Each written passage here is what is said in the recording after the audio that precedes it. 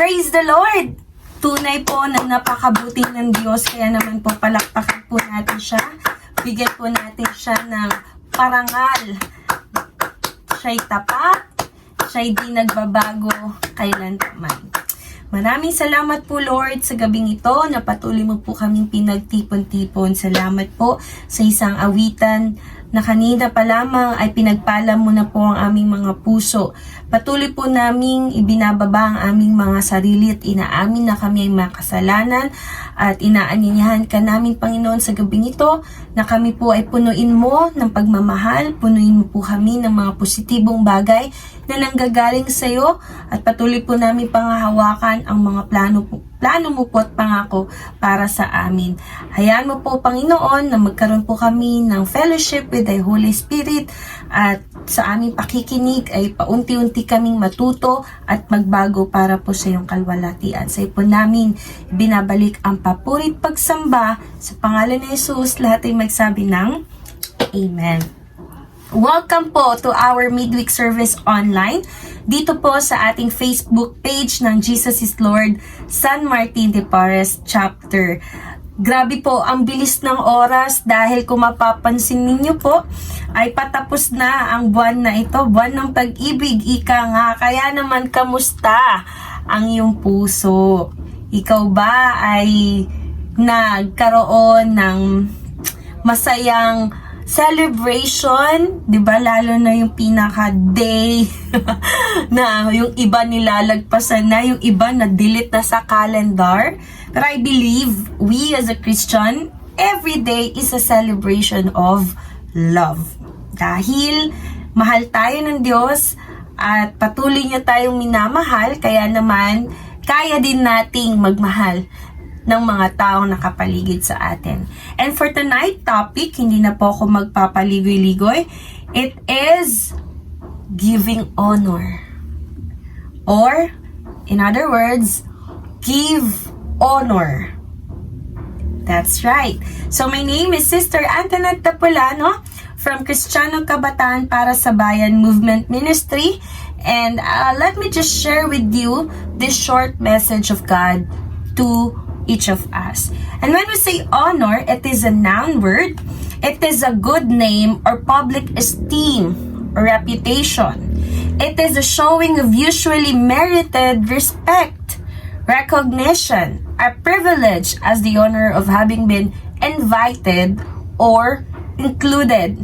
In other words, when you know that this person is respectable, people are giving honor to that person or to that organization.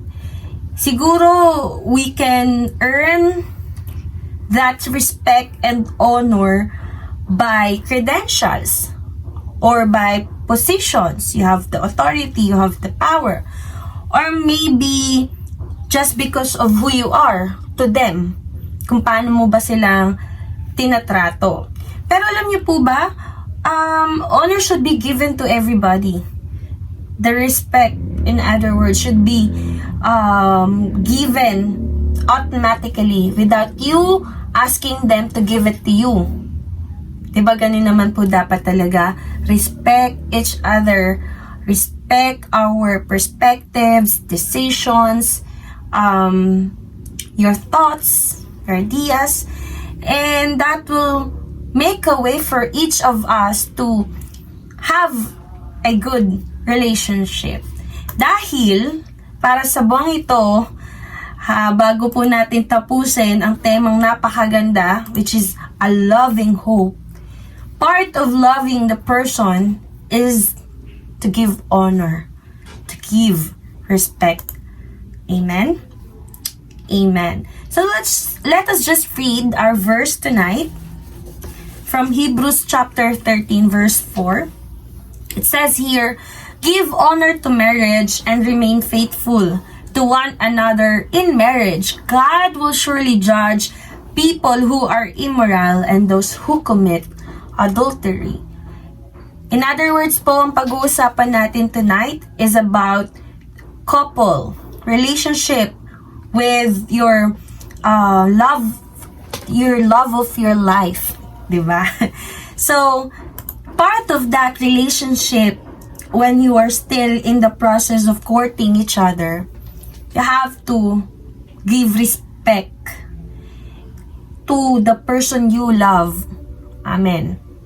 Dahil, mahirap na sa umpisa pa lang, nagkaroon na kayo ng hindi pagkakaintindihan dahil hindi mo kayang respetuhin kung ano yung pananaw niya sa buhay. For example, sa pagliligawan, ang gusto ng pamilya at kanyang paninindigan bilang isang babae ay dapat ang manliligaw pumupunta sa bahay at nagpapakilala sa mga magulang ng babae. At ikaw bilang isang lalaki, medyo modernized ka na, sabi mo, hindi ko kaya. Hindi ko peg yung mga ganon. Di ba? Yan yung mga term pa ng iba. Pero, kapag tunay na mahal mo ang isang tao, at alam mo naman na yun yung tama, I believe gagawin ng lalaki yan kahit takot na takot siya. Kahit manginginig yan at kahit alam niyang baka ma-judge siya. Just for the sake of the love of her life. Diba? Nasa courting stage ka. Not just because you're in a courting stage, but it's also a step of showing that you are respecting the woman. Now, when you move to the next level of your relationship, let's say, after courting, you became a couple for how many years? You're trying to know more each other. Nalaman mo yung likes and dislikes ng partner mo. Naintindihan mo na hindi ganun kadali ang magkaroon ng isang matibay na relasyon talaga dahil madami ang ingay na maririnig mo sa paligid, mga komento, maging sa inyong dalawa. Pero, pag pinanghawakan nyo parehas, ang dahilan kung bakit kayo ay nagkatuluyan at una sa lahat ay pinili nyo na maging partner ang isa't isa, you will now move to the next and highest level of your relationship, and that is to get married. Now, before getting married, you have to make sure that during the years of you being a couple, you still show your respect to each other. Amen. What I mean with that, respect in a way that you know when if it's not pleasing to the Lord, and if it is not pleasing to the eyes of men, you should not do that. Una po dyan, siguro yung pagpapahiya sa partner mo, sa publiko, ba? Paninigaw, pagsasabi ng hindi po kaaya-aya, pagpo-post ng hinanakit mo, pinapadaan mo sa postings, aray. Or, kinukwento mo sa iba yung problema ninyo at lumalabas na mali yung partner mo, hindi rin po tama yun. You should give your respect pa din po, your honor to your partner. Kasi again, that's your love of your life. Diba? Another thing is, you have to make sure na to avoid immorality. Immorality in a way na it is not yet blessed by God, that kind of thing, dapat hindi gagawin. Diba? Kailangan iwasan hanggat maaari ay tulungan nyo ang sarili ninyo na hindi muna magawa yun. This will be a sensitive topic, especially nowadays in our society. But if I may encourage, we should get married first before having a baby. If we will try to please the Lord as well within the relationship and to make sure that we hold on to our testimony. But again, nobody's perfect. That's part of our nature, our human being, diba?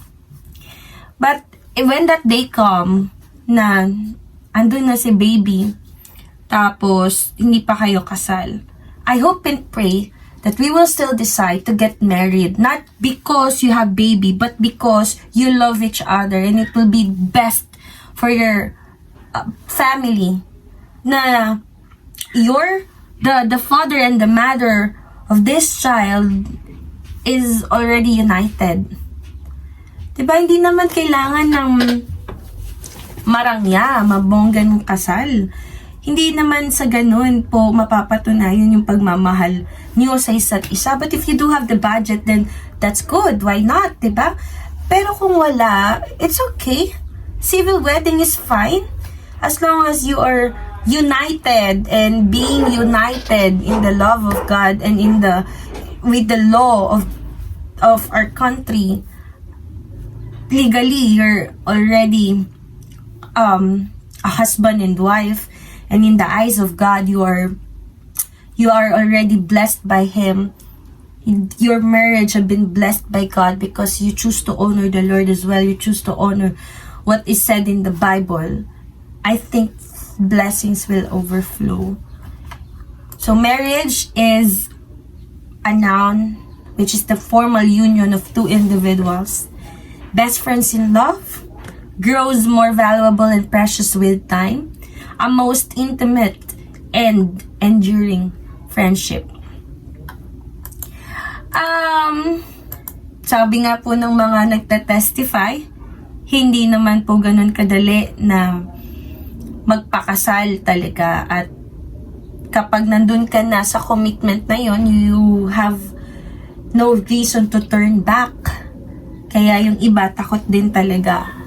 Pero kung meron ka namang faith sa Lord na makakayanan yung mag-partner lahat ng mangyayaring sitwasyon sa buhay, problema, trahedya, mga unexpected situations, yung pinaka-lowest point ng buhay natin, you put the Lord in the center of your relationship, and then you tried to have faith to each other as well na makakayanan nyo ng magkasama ang lahat ng pagsubok na to. I believe you will be able to overcome all the trials. And so, let us not remove the word faith in the Lord and faith with your partner. So, as we define faith, it is a confidence or trust in a person or a thing, a belief that is not based on proof. So, believe in God or religion doctrine. Pagkatiwalaan mo ang Diyos, at the same time, pagkatiwalaan mo rin yung partner mo.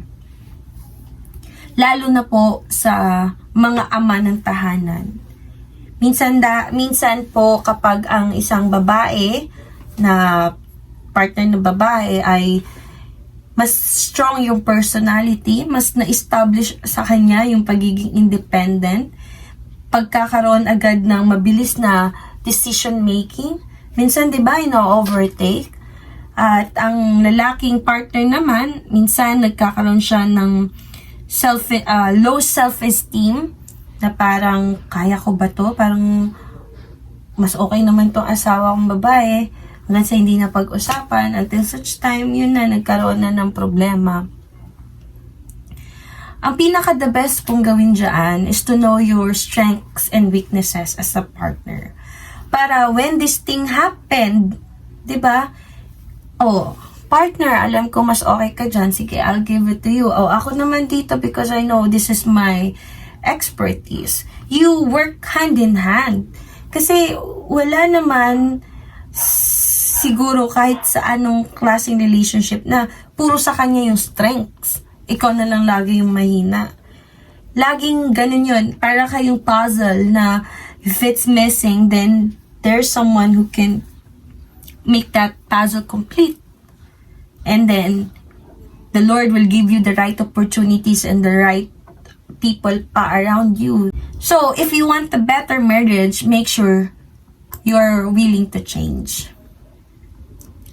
To change to be better person. Di ka nagbago kasi para magustuhan ka niya, pero nagbago ka kasi mahal mo siya. At yun yung mas magiging okay para sa relasyon ninyong dalawa. And a successful marriage requires falling in love many times, always within the same person. Let us just borrow that from Mignon Maclaurin. It will always be with the same person.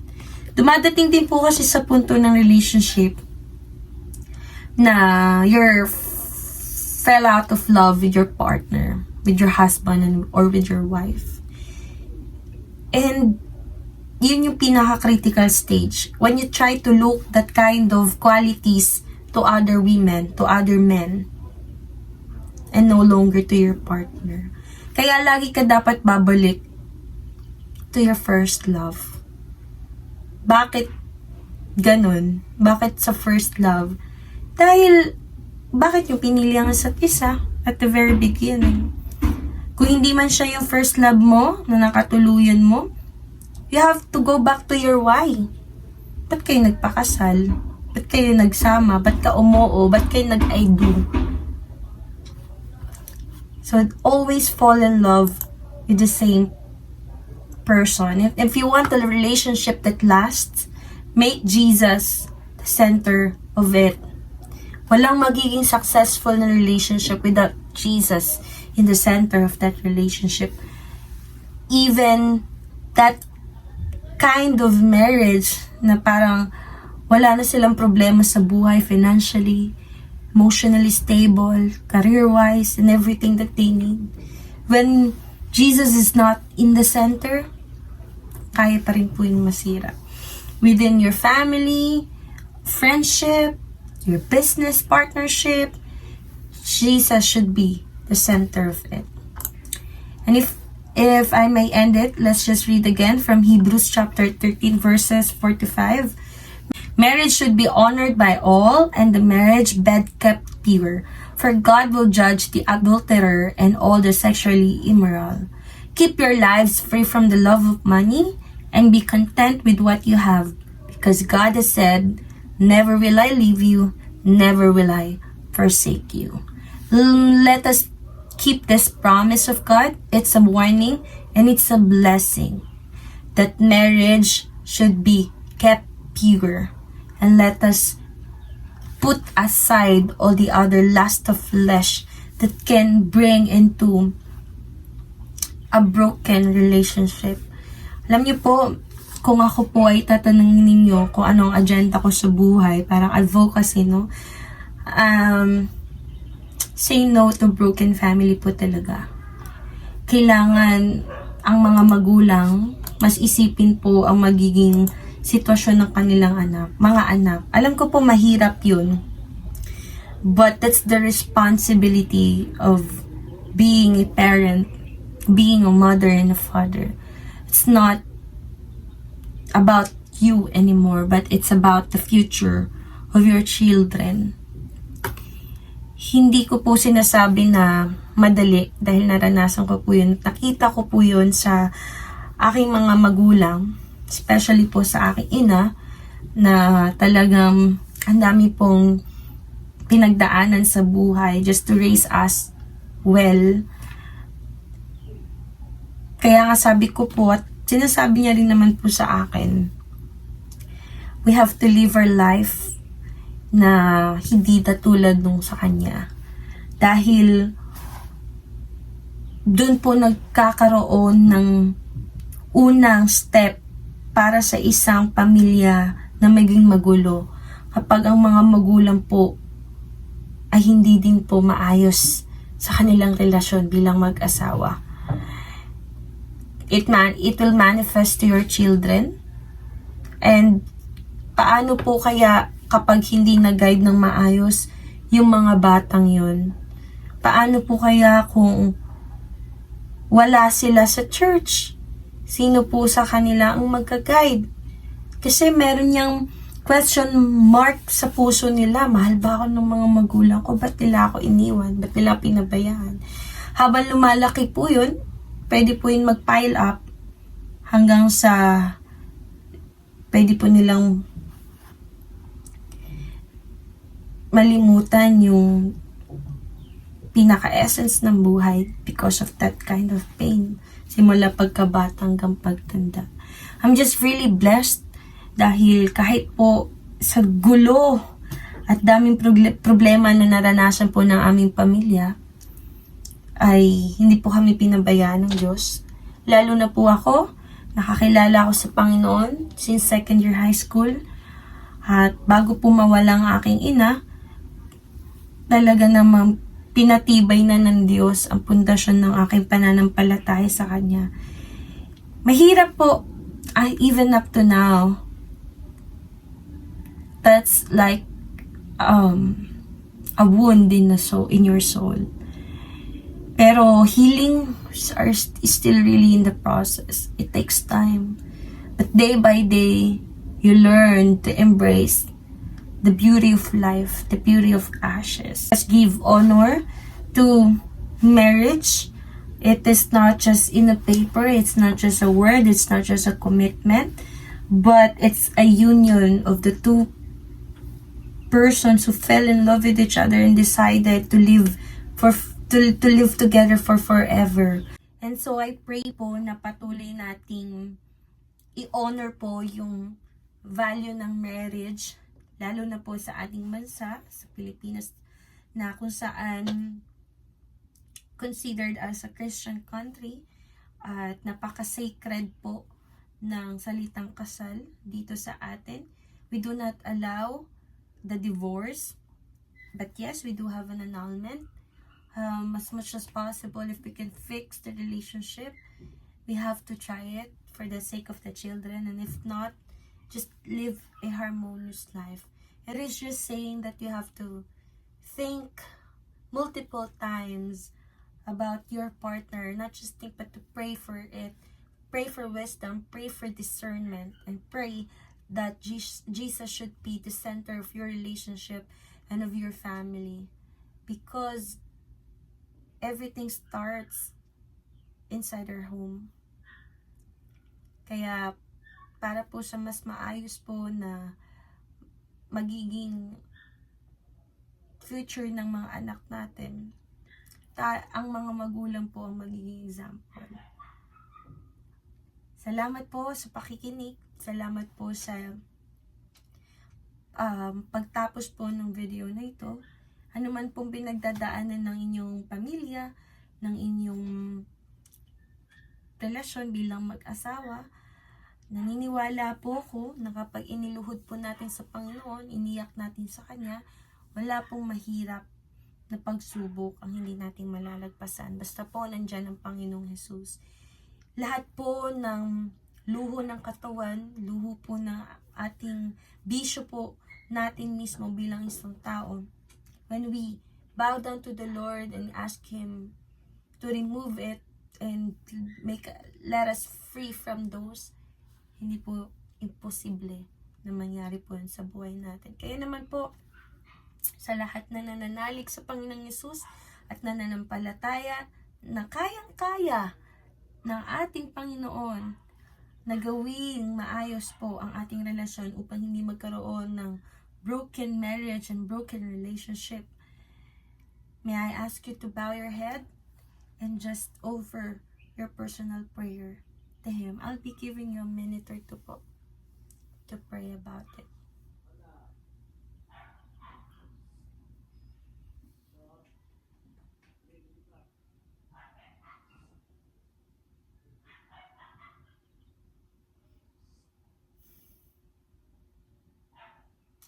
Lord Jesus, you see the heart of your people right now who are listening. You see their cry, Lord. Kita mo po kung paano sila magulgul sa iyo sa kanilang mga paghihirap na nararanasan sa oras na to. Ang panalangin namin, Panginoon, patuloy ka pong maging sentro ng relasyon ng bawat pamilya, bawat mag-asawa, bawat magkakaibigan, bawat magkakatrabaho at business partners, Lord, in the name of Jesus. Lalo na, Panginoon, sa mga married couple, Lord, na nasa gitna ng pagsubok, in the testing of their relationship as couple, as partners.